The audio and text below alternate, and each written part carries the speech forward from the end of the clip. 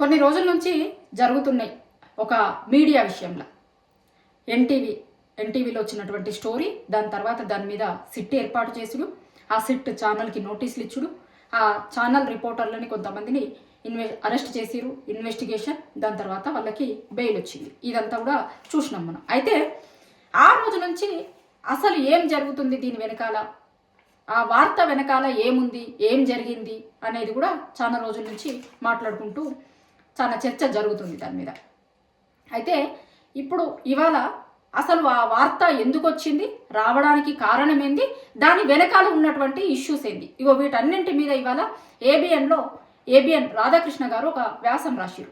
ప్రతి ఆదివారం ఆయన కొత్త పలుకు పేరుతోని రాస్తారు కదా, ఆ కొత్త పలుకులో ఇవాళ రాసినటువంటి విషయాలు, దాని మీద మళ్ళా ఒక్కసారి చర్చ జరుగుతుంది, చాలా పెద్ద ఎత్తున చర్చ జరుగుతుంది.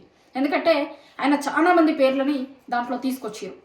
డిప్యూటీ సీఎం బట్టి విక్రమార్క గారి దగ్గర నుంచి మొదలు పెడితే ఇంకా కొంతమంది మంత్రులు, చాలా మందికి సంబంధించినటువంటి ఇష్యూస్ని ఆయన దాంట్లో రాసిరు. అయితే ఒక్కటి ఏం చెప్పదలుచుకున్నారంటే ఆయన ఆ వార్త వెనకాల మొత్తం కూడా ఒక మైనింగ్కి సంబంధించినటువంటి కాంట్రాక్ట్ కోసము దానివల్ల ఆ వార్త వచ్చింది అనేది ఆయన చెప్పదలుచుకున్నటువంటి ఉద్దేశం.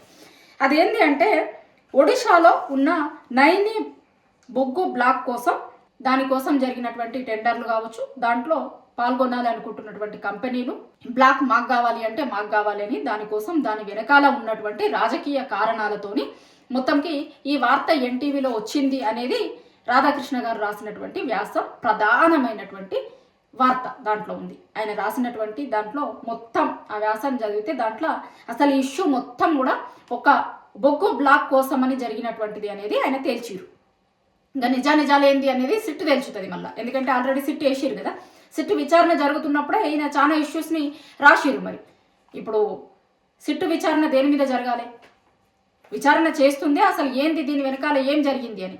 కానీ నేనేమో మైనింగ్ కోసం అని బొగ్గు బ్లాక్లకు సంబంధించినటువంటి ఇష్యూ మీద ఈ వార్త వచ్చింది అనేది ఆయన రాసిరు. ఇంకేమంటారు దాంట్లో, రాజకీయం, వ్యాపారం, జర్నలిజం. రాజకీయం ఉందల్లా, వ్యాపారం ఉంది, జర్నలిజం, మూడు కలవడం వల్ల వచ్చినటువంటిది ఆ ఎన్టీవీ ఇష్యూ అనేది ఆయన తేల్చి చెప్పారు. మూడు ముక్కలల్లా రాజకీయం, వ్యాపారం, జర్నలిజం, మూడింటి వల్ల జరిగినటువంటిది ఆ రోజు ఎన్టీవీకి సంబంధించినటువంటి ఇష్యూ. దాంట్లో అరెస్ట్ అయినటువంటి జర్నలిస్టులు కూడా.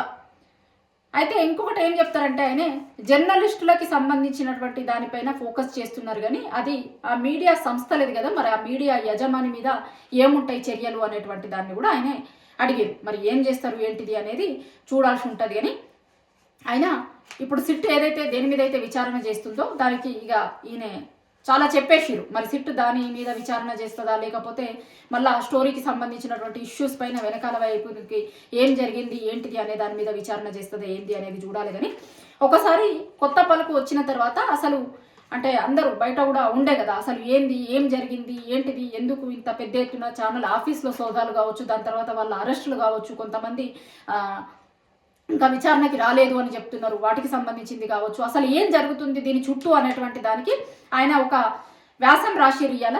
మరి ఇది ఏంటిది, దీంట్లో నిజాలెంత, నిజాలు ఏంటిది అని తేలవాల్సిందైతే ఖచ్చితంగా సిట్టు పోలీసు అధికారులు. ఎందుకంటే ఆల్రెడీ సిట్ వేసి ఉంది ఇష్యూ మీద, కాబట్టి వీళ్ళు ఏం రాసినా ఏం చేసినా కూడా మరి సిట్ ఏం తెలుస్తుంది అనేది చూడాలి. కానీ ఆ ఎన్టీవీకి సంబంధించినటువంటి ఇష్యూ పైన, ఆ జర్నలిస్టుల అరెస్ట్కి సంబంధించినటువంటి దానిపైన, అసలు ఓవరాల్గా ఇష్యూ పైన ఆయన రాసినటువంటి కొత్త పలుకు మీద ఇవాళ మొత్తం చర్చ జరుగుతుంది.